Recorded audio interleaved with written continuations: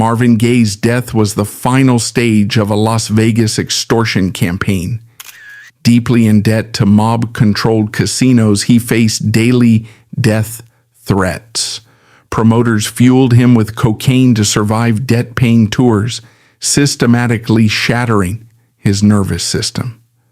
Driven to severe paranoia, Gaye bought a firearm specifically to defend against Vegas hitmen. In a final tragic reality, that exact weapon was used by his father to execute him. This is the unvarnished truth of how casino debt destroyed a legend. Marvin Gaye Sr. was a minister in the House of God, a strict Orthodox Pentecostal sect that mandated absolute unyielding moral purity.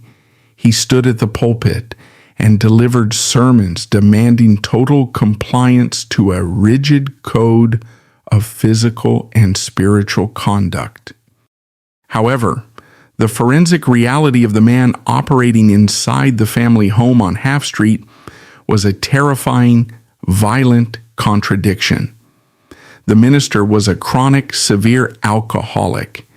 He harbored a deeply guarded, highly repressed personal reality.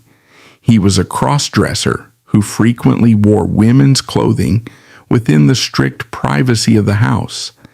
The intense psychological friction of preaching absolute Orthodox purity while privately living a life strictly condemned by his own congregation created a highly volatile, deeply toxic internal rage.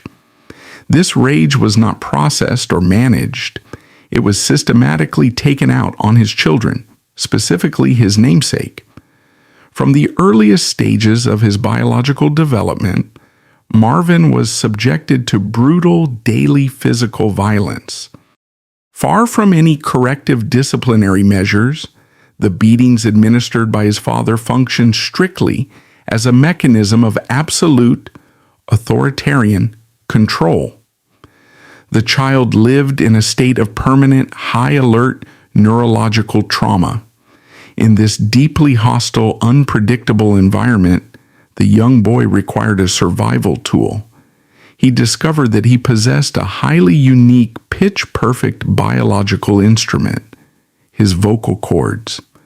When Marvin began singing in the church choir at the age of 4, bypassing any abstract pursuit of art or dreams of international fame, he was executing a desperate, calculated transaction. He recognized that his singing elicited positive reactions from the congregation. He utilized his voice in a calculated attempt to purchase the approval, or at least the momentary pacification, of a father who actively despised him. It was a localized bartering system, perfect pitch in exchange for physical safety. The congregation wept and applauded the boy's undeniable talent, but the father remained entirely cold, resentful, and unimpressed. This specific rejection established a permanent, agonizing psychological loop in Marvin's brain that would eventually dictate the catastrophic financial decisions of his adult life. He fundamentally believed that his sovereign worth was intrinsically tied to his performance. Yet he also believed that no matter how flawless the performance, it would never be enough to secure genuine security. He was conditioned to view his own body and his talent purely as consumable commodities. He learned early that love and safety were things that had to be bought, setting the exact psychological baseline required for a man to eventually hand over millions of dollars to the unforgiving ledgers of Las Vegas casinos in a futile attempt to purchase a moment of peace. As Marvin grew older, the physical confines of the Washington, D.C. house became completely unlivable. He attempted multiple avenues of escape. He dropped out of high school. He enlisted in the United States Air Force, a desperate maneuver to place the physical and legal barrier of the federal government between himself and his father. However, his heavily traumatized psychological architecture was entirely incompatible with rigid military discipline. He clashed violently with commanding officers, refusing to follow orders, which was a direct, localized rebellion against the authoritarian structure he associated with his father. Recognizing that he could not survive the military apparatus, he executed his first masterclass in performative deception. He actively feigned severe mental illness, convincing the military psychiatrist that he was unfit for duty, and successfully secured a general discharge. He utilized a fabricated psychological break to escape a physical trap, a tactic he would tragically repeat decades later under the crushing weight of IRS debt and Vegas enforcers. Upon returning to civilian life and navigating the early street-level rhythm and blues circuits, Marvin executed a subtle but profound act of legal and optical defiance. He recognized that to survive in the commercial market, he had to entirely sever his brand from the toxic, abusive history of his bloodline. He legally added an E to the end of his surname, shifting his official identity from Marvin Gaye to Marvin Gaye. The corporate media apparatus and mid-century music journalists frequently cited this alteration as a simple stylistic homage to his idol, Sam Cooke, who had executed a similar name change. This is a highly sanitized, surface-level interpretation. In forensic reality, the addition of the E was a desperate mechanism of psychological insulation. He added the letter to distance himself from the persistent localized rumors regarding his father's cross-dressing and the associated societal prejudices of the 1950s. More importantly, it was a declaration of sovereign independence. He was creating a new, highly polished, unblemished avatar. Marvin Gaye was the traumatized, beaten child from Washington, D.C. Marvin Gaye was the untouchable, invulnerable performer. He built a new name to act as a shield, but the architectural flaw remained permanently embedded in the foundation. He could change his legal signature, but he could not alter the severely damaged neurology underneath. He was stepping into the ruthless, highly predatory machinery of the American recording industry as a deeply fractured asset. He possessed a voice capable of generating unprecedented global capital, but he possessed a mind that had been actively programmed to self-destruct under the weight of authority. The boy who sang to survive the beatings in his living room was about to walk directly into the velvet prison of Hitsville, USA, entirely unaware that he was simply trading one authoritarian dictator for another, and that the new regime would demand absolute control over every single note he produced. When Marvin Gaye crossed the heavily monitored threshold of Hitsville, USA in Detroit, he did not immediately step into the role of a global superstar. The Motown syndicate, governed by the iron-fisted, hyper-efficient corporate philosophy of Berry Gordy, initially classified the traumatized young man from Washington, D.C. as a secondary asset. Gaye was positioned behind a drum kit, utilized as a session musician to keep the rigid, metronomic time for established acts like the Miracles and the Marvelettes. He was a biological component in an industrial rhythm section. However, when the executive tier finally calculated the raw, unexploited commercial value of his vocal cords and his highly marketable physical appearance, his classification was abruptly altered. Gordy did not want a jazz vocalist, which was Gaye's actual artistic ambition. Gordy required a compliant, highly polished pop prince who could aggressively penetrate the heavily segregated white consumer demographics. Gaye was shoved into tailored silk suits, instructed to smile for the cameras, and paired with a series of female vocalists to manufacture an illusion of immaculate, frictionless American romance. The most lucrative and iconic of these pairings was with Tammy Terrell. Together, they generated a massive, uninterrupted stream of capital with tracks like Ain't No Mountain High Enough. To the global consumer base, it was the sound of perfect, euphoric love. To Marvin Gaye, it was a suffocating, deeply cynical corporate charade. He felt entirely trapped within the gilded cage of the Motown assembly line. The psychological friction of this performative existence reached a catastrophic breaking point in 1967. During a live performance in Virginia, Tammy Terrell suddenly collapsed directly into Gaye's arms on stage. She was diagnosed with a highly aggressive terminal brain tumor that would brutally execute her over the next 3 years. Watching his designated corporate partner physically disintegrate completely shattered Gaye's willingness to operate within the pop illusion.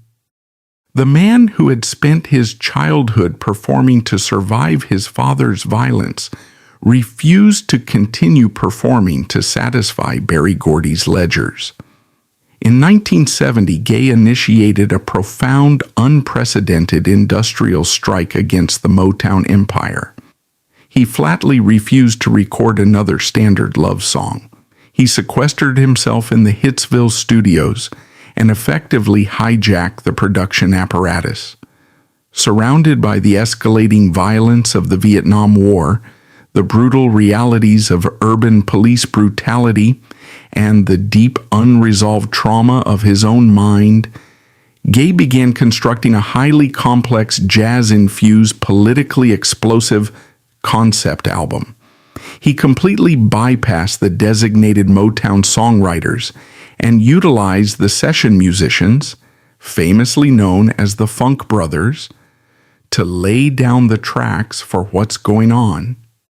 When Berry Gordy heard the preliminary mixes, his reaction was one of absolute corporate terror.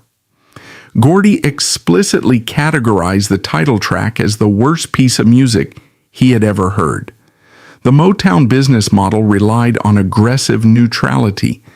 Gordy believed that political commentary would instantly alienate the consumer base and trigger a catastrophic drop in revenue.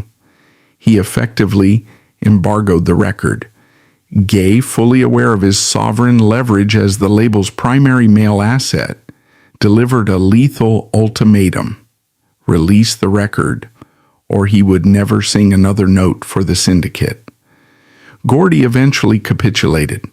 When What's Going On hit the market in 1971, it did not alienate the consumer base. It triggered a global cultural and financial earthquake. The album shattered the rigid parameters of the Motown assembly line, proving empirically that a black artist could seize absolute creative sovereignty, address highly controversial political realities, and still generate staggering, unprecedented streams of liquid capital. It was a massive triumph, permanently altering the landscape of the American recording industry and paving the way for the artistic independence of Stevie Wonder and Michael Jackson. However, achieving absolute creative sovereignty did not protect Marvin Gaye from the lethal, highly predatory financial traps of his own personal life. The millions of dollars generated by What's Going On and its subsequent masterpiece, Let's Get It On, provided Gaye with a massive influx of capital. But a deeply traumatized mind cannot effectively manage sovereign wealth. Gaye began to hemorrhage money, heavily subsidizing a rapidly escalating chemical dependency and adopting a lifestyle entirely disconnected from mathematical reality. The ultimate financial trap was sprung by the disintegration of his marriage to Anna Gordy. Escalating far beyond a mere domestic tragedy, the dissolution of this union operated as a highly complex corporate severance. Anna Gordy was Berry Gordy's sister. When the marriage collapsed into a bitter, highly litigious divorce in 1975, Gaye found himself legally cornered by the exact same family that controlled his professional output. By 1976, the divorce proceedings resulted in one of the most bizarre, punitive legal contracts in the history of entertainment law. The presiding judge ordered Gaye to pay Anna a staggering $600,000 in alimony. Because of his reckless spending and severe tax mismanagement, Gaye possessed absolutely zero liquid capital to satisfy the judgment. To prevent his immediate incarceration or the total seizure of his remaining assets, his legal team engineered a desperate compromise. Gaye was contractually ordered to record a brand new album for Motown. The entirety of the $305,000 corporate advance, along with the first $295,000 of the mechanical royalties generated by the record, were to be wired directly and exclusively to his ex-wife. The industry analysts and the Motown executive tier fully expected Gaye to quickly churn out a lazy, uninspired, commercially viable pop record, a simple, frictionless product designed purely to clear the legal debt. They fundamentally underestimated the profound, vindictive genius of a cornered artist. Gaye weaponized the contractual obligation. Instead of delivering a sanitized pop record, he spent months in the studio meticulously constructing a sprawling, deeply uncomfortable double album titled Here, My Dear. He utilized the recording sessions to execute a ruthless, public forensic audit of his failed marriage. He documented the agonizing arguments, the bitter resentments, the infidelity, and the specific humiliating legal demands of the divorce settlement. He transformed a punitive financial judgment into a raw, unvarnished masterpiece of soul music. He literally forced Anna Gordy to legally own and profit from a record that entirely assassinated her character and documented their mutual destruction. From an artistic perspective, Here, My Dear was a breathtaking maneuver of psychological warfare. From a financial perspective, it was a catastrophic, self-inflicted gunshot wound. The consumer market of 1978 was entirely unprepared for such an intensely personal, deeply uncomfortable acoustic document. The album was a massive commercial failure upon its initial release. It did not generate the rapid, explosive sales required to satisfy the $600,000 judgment in a timely manner. This commercial failure triggered a lethal chain reaction. Because the album tanked, the royalty stream slowed to a trickle. Because the alimony was not immediately cleared, the legal fees continued to compound. Most dangerously, the lack of fresh liquid capital meant Gaye could not address the massive looming shadow of the Internal Revenue Service. During the peak earning years of the early 1970s, Gaye had completely neglected his federal tax obligations. The IRS does not negotiate with artistic genius. They operate strictly on ledgers. As the 1970s closed, the federal government placed a massive multi-million-dollar tax lien on his accounts. Marvin Gaye was officially mathematically ruined. The corporate royalty structures, the punitive divorce settlement, and the federal tax apparatus had systematically stripped him of his wealth. Desperate for a localized anesthetic to numb the crushing reality of his total financial collapse, he turned heavily toward the only industry that offers the immediate, intoxicating illusion of instantaneous wealth: the high-stakes gambling tables of Las Vegas. He was walking directly into a snare constructed of casino markers, loan sharks, and aggressive debt collectors, setting the exact stage for the extreme paranoia that would eventually force him back into the house on Gramercy Place.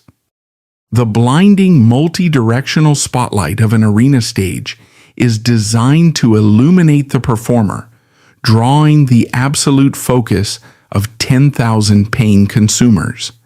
In the summer of 1983, as Marvin Gaye stepped onto the stage for his highly anticipated sexual healing tour, the light hit the impeccable tailoring of his suit.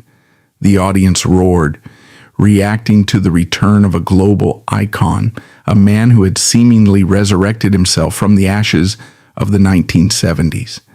But beneath the pristine fabric of the suit, tightly strapped against his chest and abdomen, Gaye wore a heavy, military-grade Kevlar bulletproof vest. Instead of singing to the audience, he actively scanned the dark periphery of the arena, forensically searching the upper rafters and the shadowy exits for the glint of a sniper's rifle. The man executing the most sensual, globally dominant pop anthem of the decade was entirely paralyzed by the absolute certainty that he was about to be assassinated.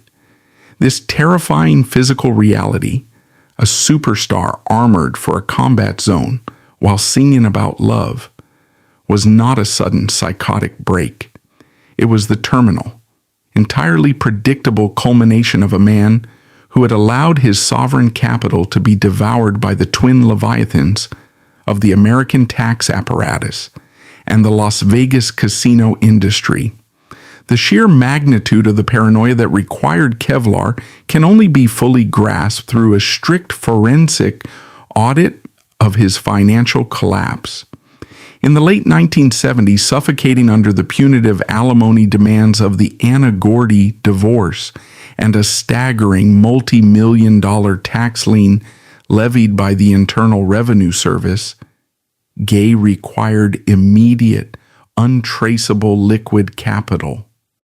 He could not rely on his royalty streams, as those were legally garnished and intercepted by his creditors before the checks were even printed. Driven by a desperate, highly traumatized psychology that demanded the immediate illusion of control and instant financial gratification, he turned to the high-stakes gambling tables of Nevada.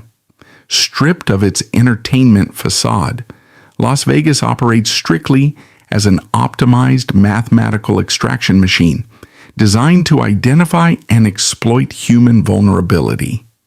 The casino operators recognize Gaye not merely as a celebrity, but as a deeply flawed, highly exploitable financial asset. They granted him massive unsecured lines of credit. They allowed him to sign casino markers, legally binding instruments of debt to fuel a catastrophic gambling addiction. Gaye routinely dropped hundreds of thousands of dollars in a single weekend, desperately chasing a massive payout that would theoretically clear his federal tax debts and purchase his freedom. Instead, he mathematically engineered his own destruction. The Nevada gaming industry operates on a strict, unforgiving collection protocol. When a standard corporate debt defaults, it goes to a civil court. When a high-stakes casino marker defaults, the enforcement tactics frequently cross into the realm of severe physical intimidation. Gaye was no longer simply dodging IRS auditors holding briefcases. He was actively dodging highly motivated debt collectors who operated outside the standard parameters of corporate law. By 1981, The combined weight of the federal tax liens and the Vegas enforcement pressure forced Gaye into a state of physical exile. He fled the United States entirely, taking refuge in London and later in the freezing, isolated coastal town of Ostend, Belgium. He was a multi-platinum global icon, living out of suitcases, entirely severed from his wealth, stripped of his American real estate, and relying on the financial charity of European promoters to survive. It was within this bleak, localized European isolation that he engineered his final massive acoustic triumph.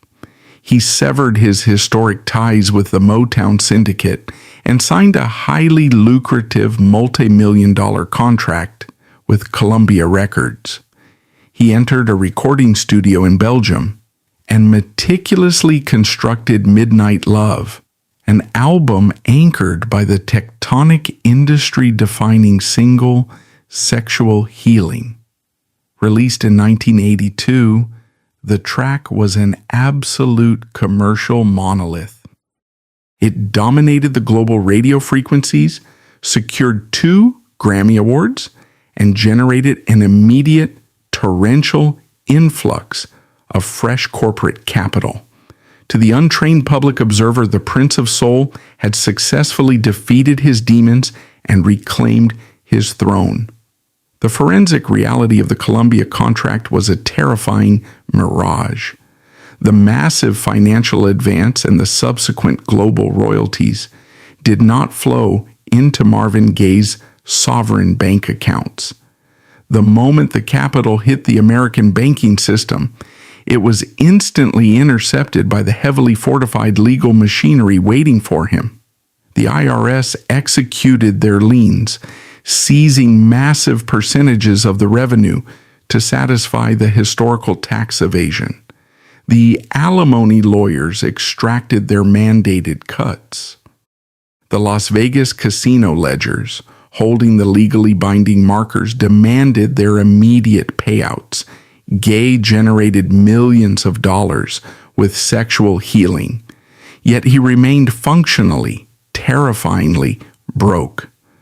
Because the record revenue was seized, Columbia Records and his management apparatus informed him that there was only one remaining mechanism to generate the unencumbered liquid cash required to keep the creditors and the enforcers at bay.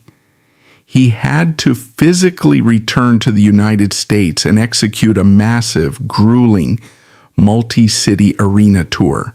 Returning to American soil was the ultimate psychological trigger. Rather than a victory lap, the tour devolved into a grueling, high-velocity death march. To survive the punishing physical schedule and to aggressively numb the crushing anxiety of his financial reality, Gaye drastically escalated his consumption of narcotics. He bypassed the standard recreational usage of his peers and heavily utilized cocaine and PCP, commonly known as angel dust. The chemical mathematics of chronic freebasing, specifically when combined with the severe neurological trauma of his childhood, completely fractured the remaining architecture of his mind. The drugs did not provide an escape. They violently amplified his baseline terror. The very real threats of the Vegas debt collectors mutated in his chemically altered brain into a massive, omnipresent conspiracy of highly trained assassins. He refused to travel without heavily armed private security details surrounding his vehicle. He obsessively checked hotel rooms for listening devices. He altered his travel routes daily, terrified that the hitmen contracted by the Nevada casinos were tracking his convoy. The bulletproof vest he wore under his stage wardrobe was not a theatrical prop. It was the physical manifestation of a mind entirely consumed by the certainty of its own violent end. He was standing in front of adoring crowds, successfully executing the vocal runs that defined a generation, while his internal monitor was screaming that a bullet was already in the air. When the sexual healing tour mercifully, exhaustingly concluded in August 1983, the absolute undeniable horror of his financial reality settled over him.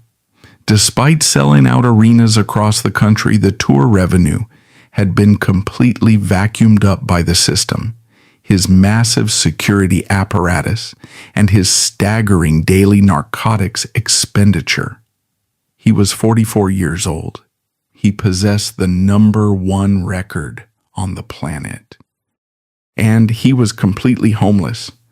The IRS, the divorce settlements, and the casino debts had systematically stripped him of his independent real estate, his luxury vehicles, and his sovereign wealth. He possessed absolutely no capital to purchase a secure, private fortress to hide from the assassins his mind had manufactured. The system had successfully cornered the asset, removing every single exit route. There was only one physical structure left in the United States that would accept him. He was forced to pack his bags and move into his parents' house on Gramercy Place in Los Angeles. Moving into the Gramercy Place residence was the psychological equivalent of a highly paranoid, deeply traumatized prisoner voluntarily locking himself inside a subterranean bunker with his original torturer. The house was heavily saturated with the unresolved toxic history of his childhood. The walls vibrated with the memory of the beatings he had endured in Washington, D.C. decades earlier. Gaye retreated immediately into his childhood bedroom. He executed a total physical and psychological lockdown. He sealed the heavy doors. He permanently drew the heavy curtains, plunging the room into absolute, continuous darkness. He refused to leave the localized parameter of the bed. He lived in a state of hyper-vigilant terror, consuming massive lethal quantities of cocaine, surrounded by a terrifying arsenal of loaded firearms resting on the nightstands and under the pillows. Down the hallway, sitting in the living room, was Marvin Gaye Sr. The aging minister was deeply resentful of his son's presence, violently jealous of his global fame, and increasingly agitated by the erratic, heavily armed drug addiction occurring under his roof.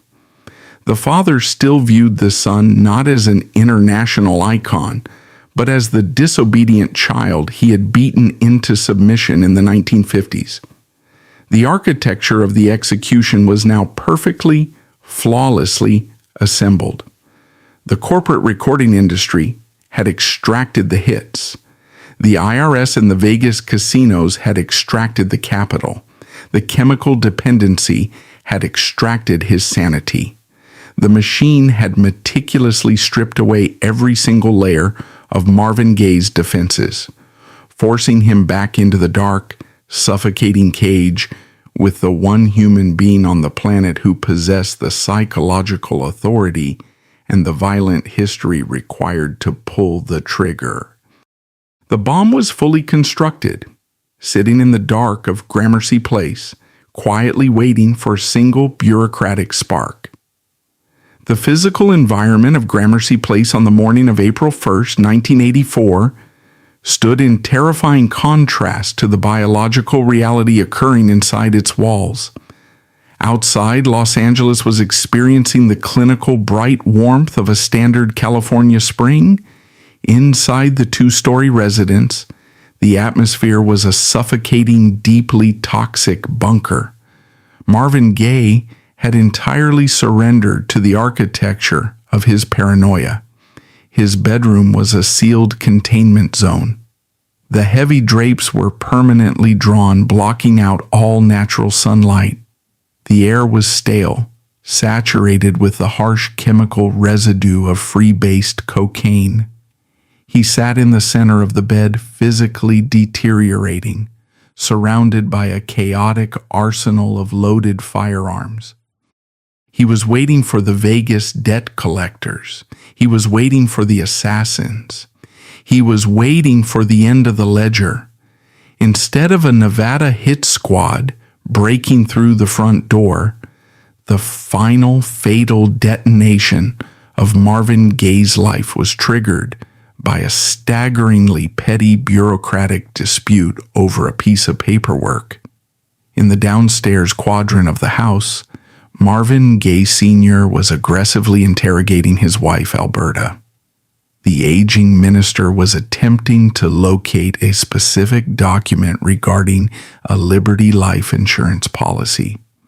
The argument escalated rapidly, characterized by the same rigid authoritarian hostility that had defined the household for 4 decades. The father's voice, a sound that had functioned as the primary instrument of terror throughout Marvin's childhood, echoed up the staircase and penetrated the heavy wooden door of the bedroom. For a man operating under the severe compounding psychosis of chronic cocaine and PCP abuse, auditory stimuli are frequently weaponized by the brain. The shouting downstairs breached the localized parameter of Marvin's isolation. He emerged from the bedroom, fueled by a volatile mixture of chemical agitation and a deeply rooted protective instinct toward his mother. He stood at the top of the stairs and commanded his father to stop screaming. The father refused, continuing his aggressive interrogation of Alberta. Marvin descended the staircase. The trajectory of the two men finally collided in a physical reality that entirely shattered the historical power dynamic of the family. Marvin Gaye did not simply argue with his father, he executed a physical intervention. For the first time in 44 years, the biological asset overpowered the dictator. Marvin shoved the older man. According to the forensic timeline and subsequent testimonies, he physically struck his father, pushing him out of the immediate vicinity and reportedly kicking him as he fell. This brief, localized physical altercation was the exact psychological trigger that sealed the fate of both men. Marvin Gaye Sr. was a man whose entire identity, theology, and self-worth were inextricably linked to the concept of absolute, unquestioned patriarchal dominance. He had utilized his fist and his belt to govern his children for decades. Now, in the twilight of his life, he had been physically humiliated, overpowered, and discarded by the exact son whose global fame and wealth he deeply, bitterly resented. The physical strike did not neutralize the threat. It activated a deeply vindictive, lethal retaliation. The father retreated to his own bedroom. He did not call the police. He bypassed the telephone and went directly to his nightstand. He reached for a Smith & Wesson .38 caliber revolver. The presence of this specific firearm in the house represents one of the darkest, most agonizing ironies in the history of American crime. Marvin Gaye Sr. did not purchase the weapon. The gun had been purchased and brought into the residence by Marvin Gaye himself, presented to his father as a Christmas gift merely months earlier. The corporate media frequently frames this as a simple, tragic domestic detail.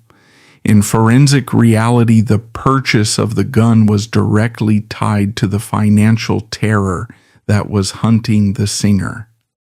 Marvin bought the weapon because his mind was entirely consumed by the certainty that the Vegas collection syndicates were going to breach the house to extract their capital. He armed his father to act as a localized security perimeter against the casino enforcers.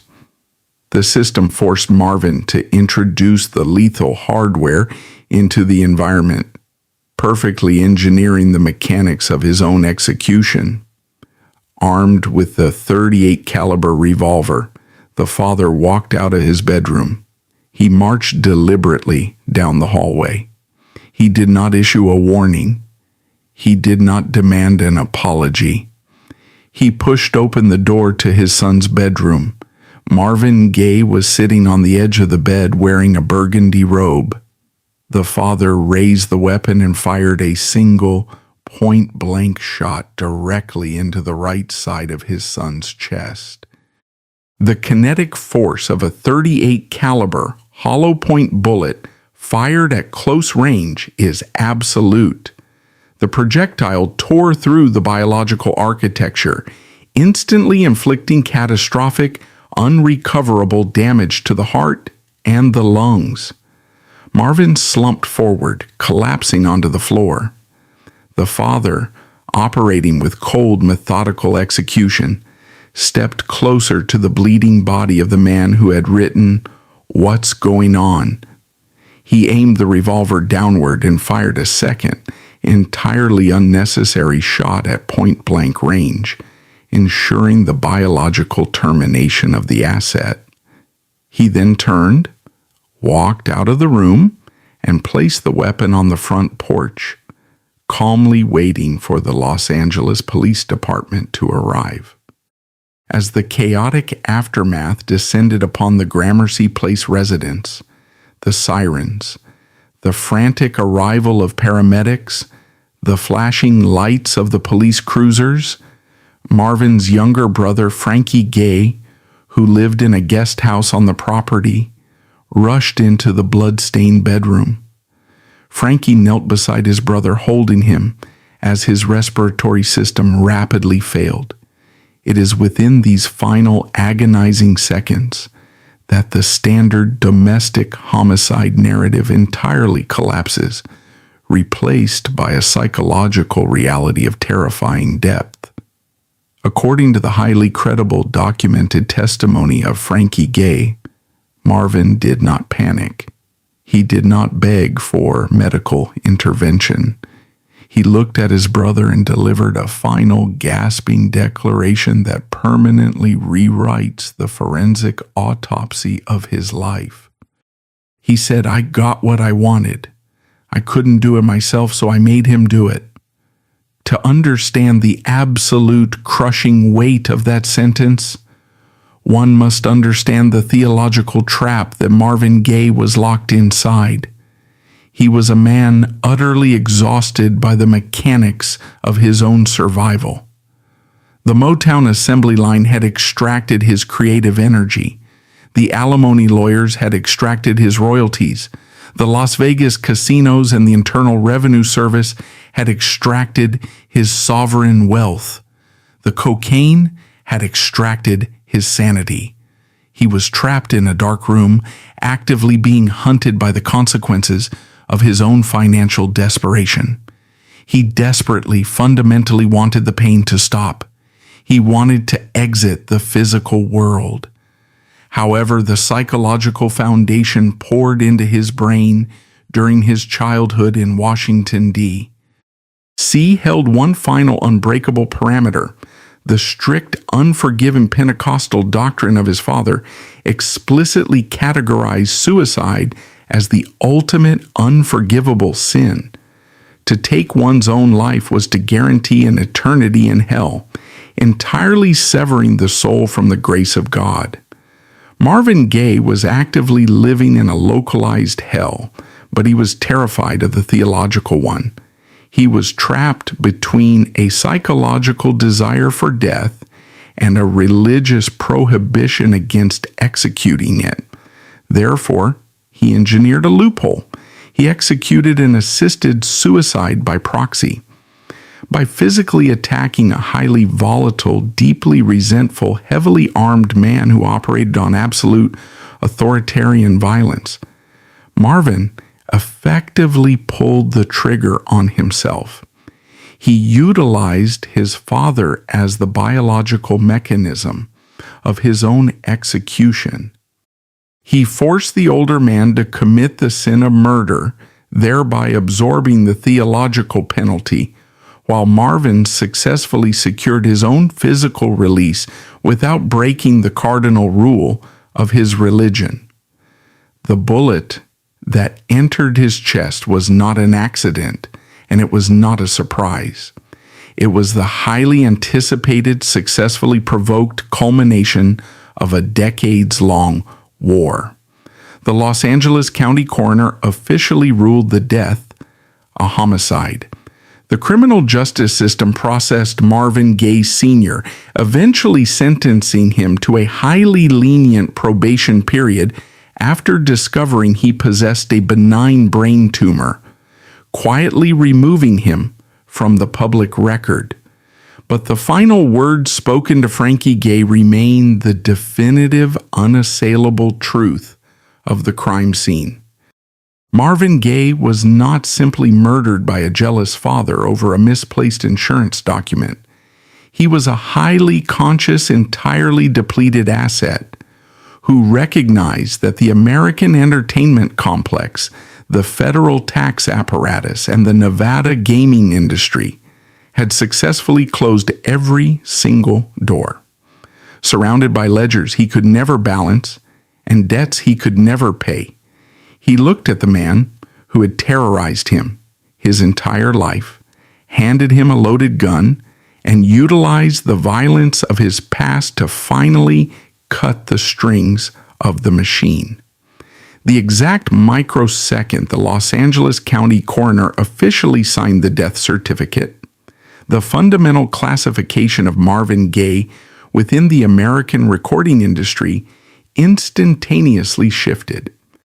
He ceased to be a highly volatile, unpredictable, chemically dependent biological liability who required massive security details and complex legal management. He was immediately transformed into the perfect, frictionless corporate asset. A deceased artist is the ultimate capitalist utopia. A corpse cannot demand a forensic accounting of its royalty statements. A ghost cannot breach a contract, refuse to tour, or generate negative public relations. Most critically, a dead man cannot spend the capital he generates.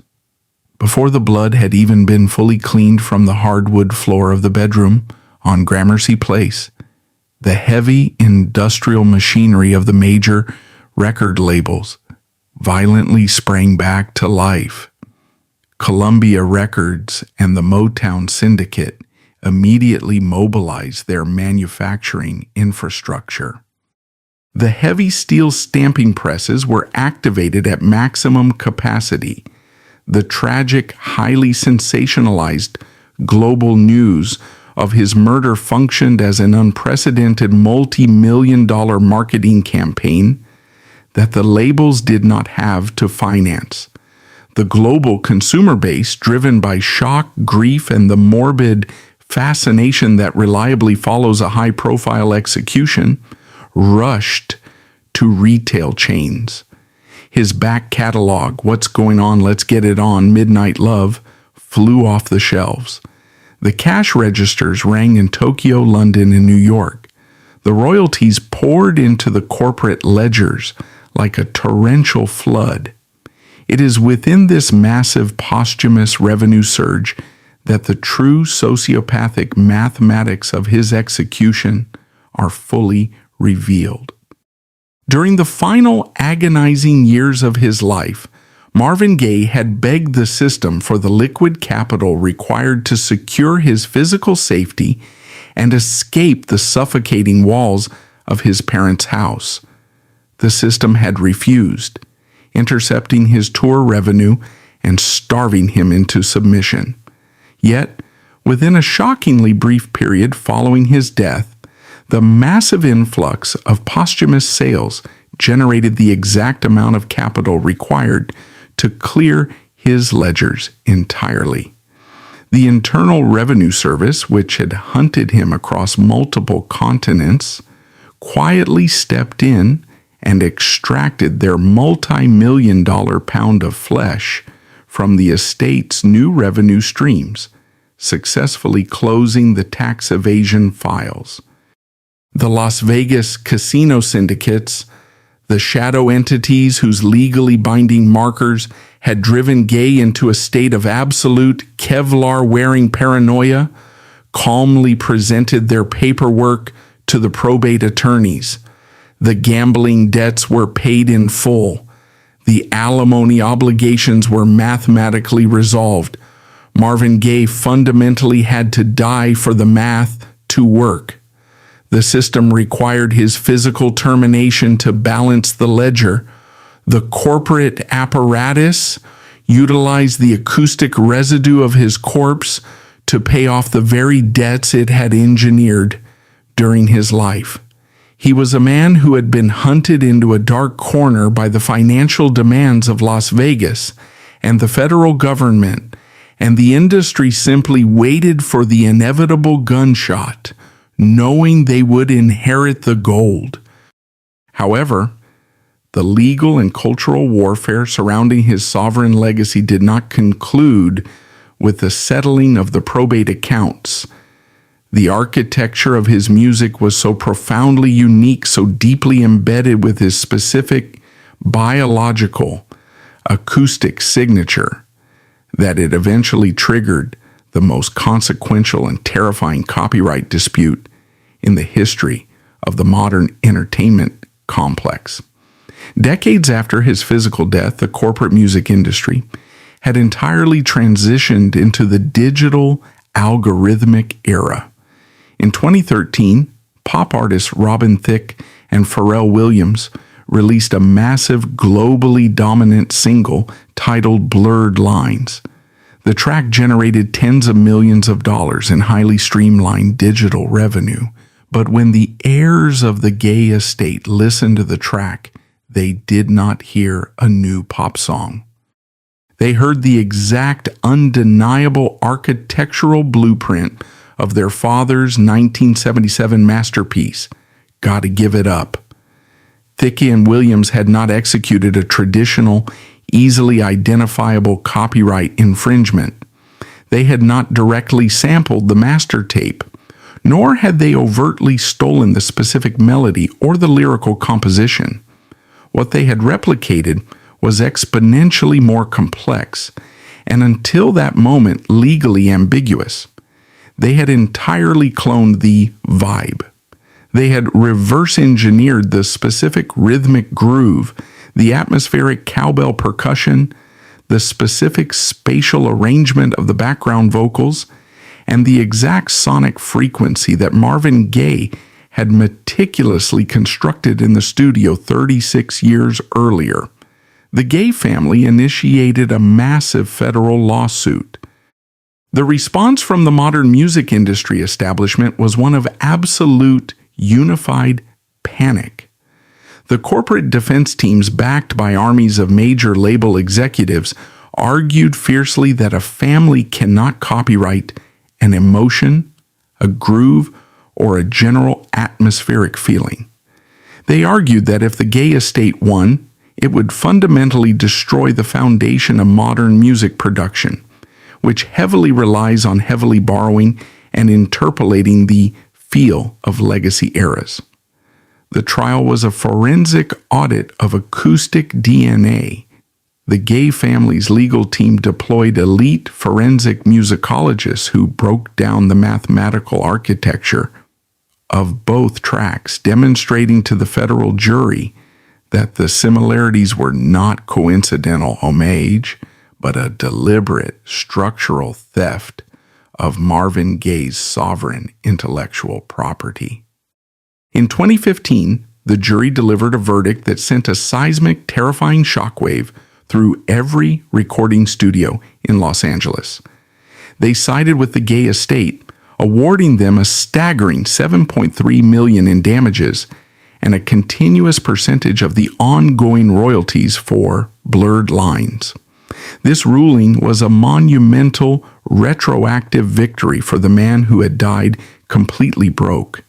The legal system formally, empirically recognized that the unique acoustic fingerprint of Marvin Gaye was so distinct, so undeniably his own that it functioned as highly protected sovereign capital even 3 decades after his murder.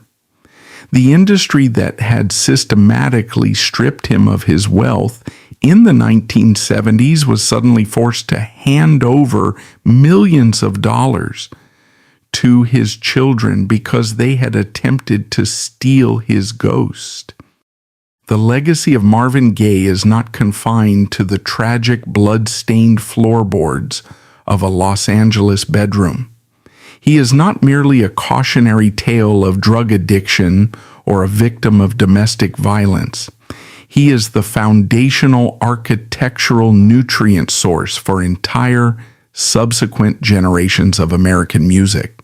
When you examine the highly lucrative, critically acclaimed modern genres of neo-soul, alternative R&B, and the quiet storm radio formats, you are looking directly at an ecosystem built entirely upon the land that Marvin Gaye cleared.